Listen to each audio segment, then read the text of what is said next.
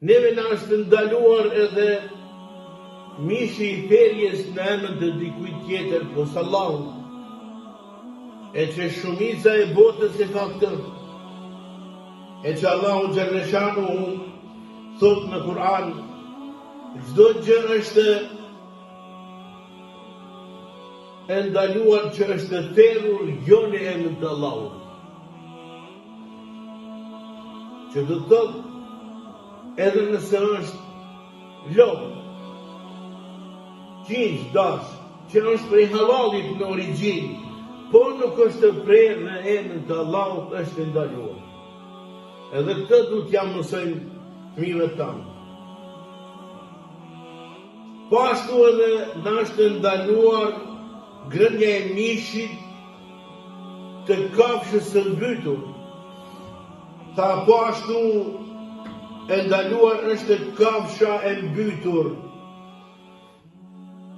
Ajo e cila është mbyt për vdekje, apo është rrëzuar nga larg, apo e ka thërrur jo në qafë për në brinj,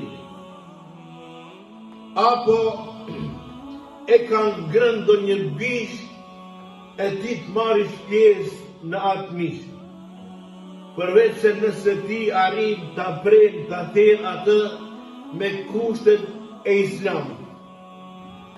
Prandaj të kemi kujdes, gase shumë herë edhe kasap kur t'i prejnë lopë apo kafshët nuk janë të kujdesshëm si I prejnë ato. Po edhe ne nuk kemi shumë informat dhe mendojmë se ai vetë që ka thonë Bismillah Allahu Akbar u kry halal është.